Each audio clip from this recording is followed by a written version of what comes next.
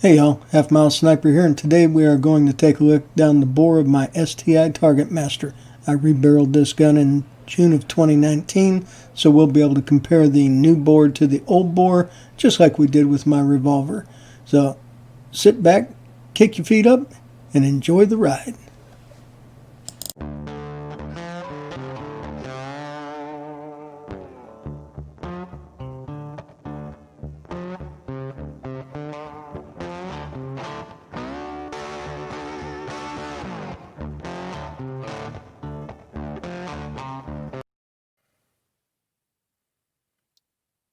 Hey y'all, Halfmilesniper here, and well, the other day I did a video for y'all documenting or showing the difference between my wore out revolver barrel and my replacement revolver barrel that has like 3 seasons on it.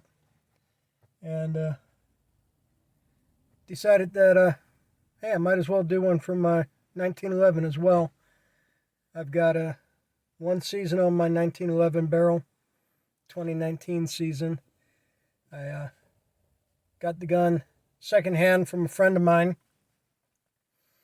and I don't know the round count, but all I know is I got to shoot 1.5 seasons out of it, and the group started opening. Lessons learned from my revolver wearing out. As soon as the group started opening, instead of blaming myself, I put it in the ransom rest. Proved that even out of the machine rest, the gun was shooting an oversized group. So I replaced the factory barrel with a Jarvis barrel. I was not able to send it to STI to have them rebarrel it because they no longer service the Target Master. Not a big problem. 1911 barrels are easy enough to fit, so I fitted in that Jarvis barrel and shot half a season with it. So hopefully I'm able to get as good a comparison between the bores of the old barrel and the new barrel quality of pictures like I did with my revolver. So we'll see how that goes.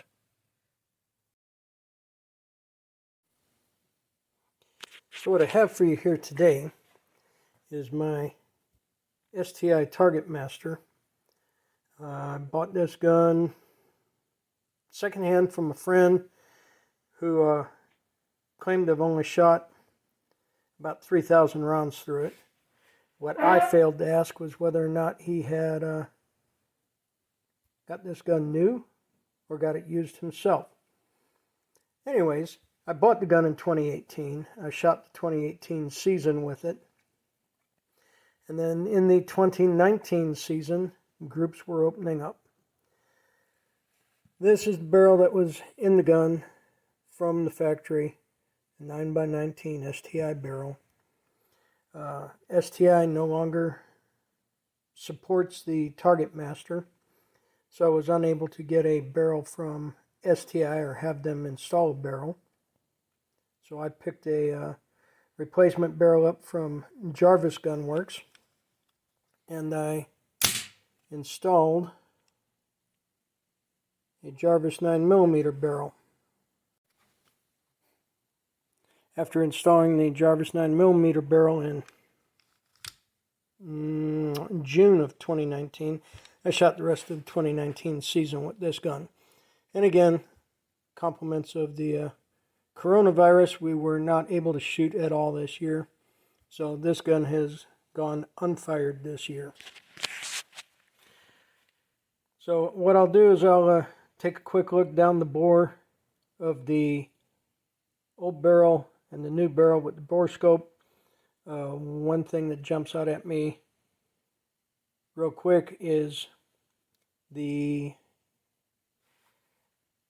bore through the borescope does not appear worn as badly as my revolver did, but it is worn enough that you can see a difference between the two.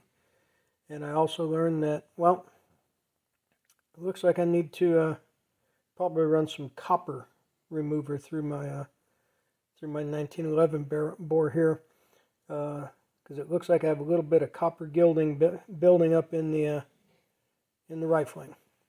So let's go take a look at what it looks like on the inside. Here we have the bore of the new barrel on the left, the bore of the old barrel on the right. If you look closely, you can see that the edges of the lands and grooves are much better defined on the new bore. They're visible on the old bore, but they're just not as sharp. And we can also see some what appears to be maybe some copper buildup in the grooves. And here in the close-up view, we can definitely see the wear on the old bore on the right side of the screen when you compare it to the new bore on the left side of the screen. Okay, so here we have both bores up as we're running down. Old bore on the right, new bore on the left. Big difference between this bore and my revolver bore. My revolver bore shoots lead bullets at about 800 feet per second. This is shooting jacketed bullets, 115 grain, 124, 147 grain at about 1150 feet per second. So definitely a much hotter load compared to the wad cutter load. We can see a little bit of wear in the rifling. We can see the corners are rounded off, and we see some carbon and some copper buildup in the lands and grooves.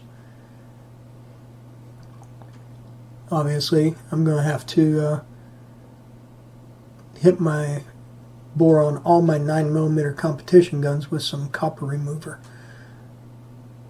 I was quite surprised to see that much copper buildup.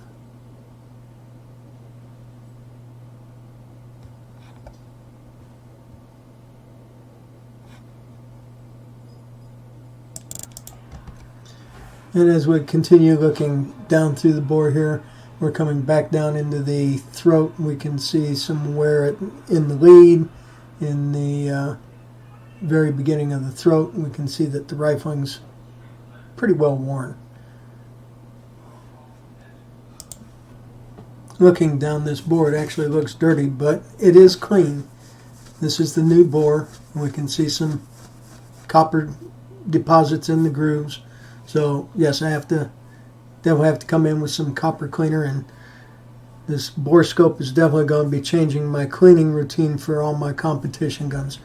Hope y'all enjoyed this. This will be Halfmilesniper checking out. We'll catch y'all next time. Well, before this video goes live, I have to make an edit. And again, thank Erik Cortina for the CLR tip. I could not let this video go out without cleaning the bore. So here we have close-up of the bore showing the carbon before cleaning with CLR. I was really surprised at how much carbon was in that half-seasoned barrel. Now we see the copper after the carbon's removed. So I hit it with copper cleaner, scrubbed it out, neutralized it, and I'm left with a clean, shiny, pristine bore.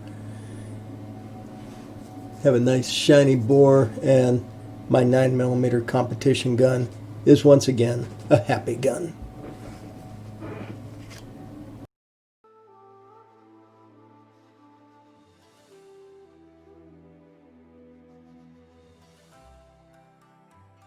Send it.